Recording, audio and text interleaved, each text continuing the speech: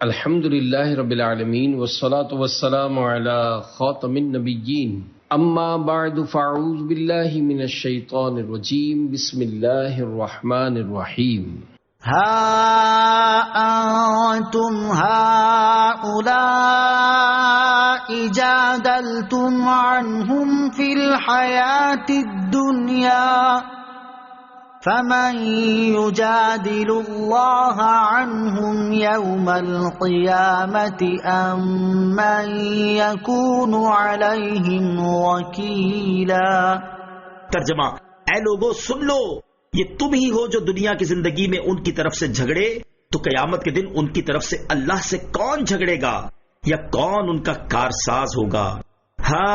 انتم ہؤلاء جادلتم عنہم فی الحیاۃ الدنیا، سن لو یہ تم ہی ہو جو دنیا کی زندگی میں ان کی طرف سے جھگڑے۔ یہاں عام لوگوں سے اور بطور خاص تعمیٰ کی قوم سے خطاب فرمایا گیا ہے کہ اے لوگو سن لو، تم جو آج دنیا کی زندگی میں ان خیانت کرنے والوں کی طرف سے جھگڑتے ہو، تو جب قیامت کے دن خیانت کرنے والا مجرم اللہ عز و جل کی بارگاہ میں پیش ہوگا اور اللہ عز و جل اس کے عذاب کا فیصلہ فرما دے گا، تو اس وقت کون ان کی طرف سے اللہ عز و جل سے جھگڑے گا یا کون ان کا وکیل و کارساز ہوگا؟ یعنی جیسے دنیا میں تم فیصلہ کرنے والے کو دھوکہ دے دیتے ہو، اس طرح دھوکہ دینے کے لیے اللہ عز و جل کی بارگاہ میں جھگڑنا ناممکن ہے کہ اللہ عز و جل سے کچھ پوشیدہ نہیں۔ شفاعت کا ثبوت، یاد رہے کہ اس آیت میں شفاعت کا انکار نہیں، کیونکہ محبوبوں کی شفاعت اور چھوٹے بچوں کا اپنے ماں باپ کی بخشش کے لیے رب تعالی سے ناز کے طور پر جھگڑنا آیات و احادیث سے ثابت ہے۔ اللہ عز و جل فرماتا ہے من ذا الذی یشفع عنده الا بإذنہ، ترجمہ: کون ہے جو اس کی اجازت کے بغیر اس کے ہاں شفاعت کر سکے؟ اور حضرت علی المرتضیٰ کرم اللہ تعالی وجہ الکریم سے روایت ہے کہ نبی اکرم صلی اللہ تعالی علیہ وسلم نے ارشاد فرمایا، قیامت کے دن جب کچے بچے کے ماں باپ کو اللہ تبارک و تعالی جہنم میں داخل کرے گا تو وہ اپنے رب عز و جل سے جھگڑے گا، فرمایا جائے گا ایھا السقط المراغب ربہ، اے کچے بچے اپنے رب عز و جل سے جھگڑنے والے اپنے ماں باپ کو جنت میں لے جا، تب وہ انہیں اپنے ناف سے کھینچے گا حتیٰ کہ انہیں جنت میں داخل کر دے گا، مگر یہ جھگڑا رب کریم کی بارگاہ میں ناز کا ہوگا نہ کہ مقابلے کا۔ وَمَن يَعْمَلْ سُوءًا أَوْ يَظْلِمْ نَفْسَهُ ثُمَّ يَسْتَغْفِرِ اللَّهَ يَجِدِ اللَّهَ غَفُورًا رَّحِيمًا وَمَن يَكْسِبْ إِثْمًا فَإِنَّمَا يَكْسِبُهُ عَلَى نَفْسِهِ وَكَانَ اللَّهُ عَلِيمًا حَكِيمًا وَمَن يَكْسِبْ خَطِيئَةً أَوْ إِثْمًا ثُمَّ يَرْمِ بِهِ بَرِيئًا فَقَدِ احْتَمَلَ بُهْتَانًا وَإِثْمًا مُبِينًا۔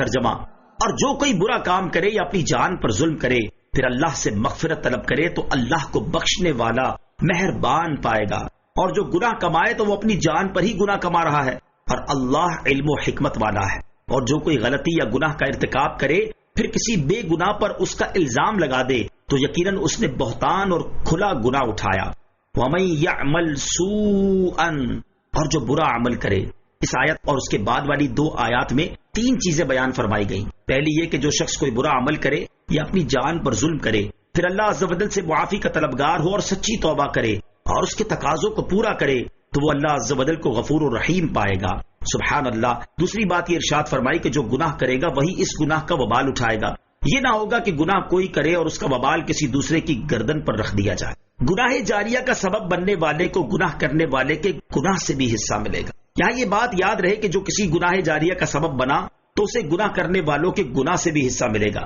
جیسے کسی نے سنیما کھولا یا شراب خانہ کھولا یا بے حیائی کا اڈا کھولا یا اپنی دکان وغیرہ پر فلمیں چلائیں جہاں لوگ بیٹھ کر دیکھیں، یا کسی کو غلط راہ پر لگا دیا یا کسی کو شراب جوا یا نشے کا عادی بنا دیا، تو اس صورت میں گناہ کا کام کرنے والے اور اسے اس راہ پر لگانے والے دونوں کو گناہ ہوگا۔ احادیث میں یہ مضمون بکثرت ملتا ہے، چنانچہ ان میں سے 4 احادیث سماعت کیجیے۔ نمبر 1، حضرت عبداللہ بن مسعود رضی اللہ تعالیٰ سے روایت ہے، نبی اکرم صلی اللہ تعالی علیہ وسلم نے ارشاد فرمایا، ہر وہ جان جسے ظلماً قتل کیا جائے تو اس کے خون کا گناہ حضرت آدم علیہ الصلوۃ والسلام کے پہلے بیٹے پر ہوگا کیونکہ اس نے قتل کا طریقہ نکالا۔ نمبر 2، حضرت جریر بن عبداللہ رضی اللہ تعالیٰ عنہ سے روایت ہے، تاجدار رسالت صلی اللہ تعالیٰ علیہ وسلم نے ارشاد فرمایا، جس نے اسلام میں کوئی اچھا طریقہ نکالا پھر اس کے بعد اس پر عمل کیا گیا تو عمل کرنے والے کے ثواب کی مثل ثواب اس کے نامہ اعمال میں لکھا جائے گا، اور ان عمل کرنے والوں کے ثواب میں کوئی کمی بھی نہ ہوگی۔ اور جس نے اسلام میں کوئی برا طریقہ جاری کیا پھر اس کے بعد اس پر عمل کیا گیا تو عمل کرنے والے کے گناہ کی مثل گناہ اس کے نامہ اعمال میں لکھا جائے گا، اور ان عمل کرنے والوں کے گناہ میں بھی کوئی کمی نہ ہوگی۔ نمبر 3، حضرت ابو مسعود انصاری رضی اللہ تعالیٰ عنہ سے روایت ہے، رسول اللہ صلی اللہ تعالیٰ علیہ وسلم نے ارشاد فرمایا، جس نے کسی بھلائی کے کام پر رہنمائی کی تو اس کے لیے وہ کام کرنے والے کی طرح ثواب ہے۔ نمبر 4، حضرت ابو ہریرہ رضی اللہ تعالیٰ عنہ سے روایت ہے، رسول کریم صلی اللہ تعالیٰ علیہ وسلم نے ارشاد فرمایا، جو ہدایت کی طرف بلائے تو اسے ویسا ثواب ملے گا جیسا اس کی پیروی کرنے والے کو ملے گا، اور ان پیروی کرنے والوں کے ثواب میں کوئی کمی نہ ہوگی، اور جو گمراہی کی طرف بلائے تو اسے ویسا گناہ ملے گا جیسا اس کی پیروی کرنے والے کو ملے گا، اور ان پیروی کرنے والوں کے گناہ میں کوئی کمی نہ ہوگی۔ وَمَن يَكْسِبْ خَطِيئَةً أَوْ إِثْمًا،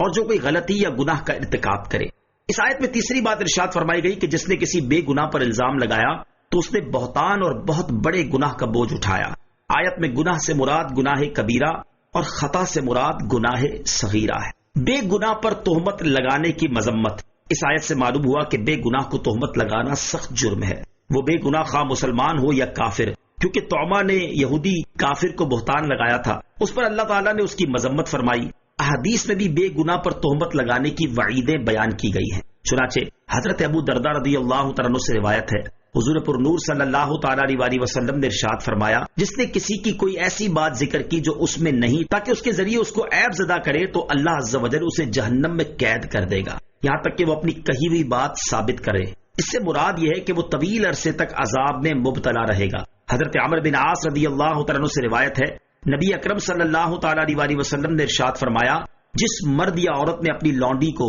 اے زانیہ کہا جبکہ اس کے زنا سے آگاہ نہ ہو تو قیامت کے دن وہ لونڈی انہیں کوڑے لگائے گی، کیونکہ دنیا میں ان کے لیے کوئی حد نہیں۔ اسلام کا اعلیٰ اخلاقی اصول، اس آیت سے ایک تو کسی پر بہتان لگانے کا حرام ہونا واضح ہوا، اور دوسرا اسلام کے اعلیٰ اخلاقی اصولوں کا علم ہوا کہ اسلام میں انسانی حقوق کا کس قدر پاس اور لحاظ ہے، حتیٰ کہ کافر تک کے حقوق اسلام میں بیان کیے گئے ہیں۔ یہ واقعہ اور آیات مبارکہ کفار کے سامنے پیش کرنے کی ہیں کہ دیکھو اسلام کی تعلیمات کتنی حسین اور عمدہ ہیں۔ وَلَوْلَا فَضْلُ اللَّهِ عَلَيْكَ وَرَحْمَتُهُ لَهَمَّتْ طَائِفَةٌ مِّنْهُمْ أَن يُضِلُّوكَ وَمَا يُضِلُّونَ إِلَّا أَنفُسَهُمْ وَمَا يَضُرُّونَكَ مِن شَيْءٍ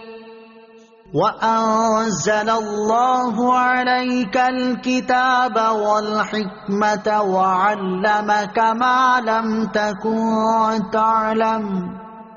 وَكَانَ فَضْلُ اللَّهِ عَلَيْكَ عَظِيمًا۔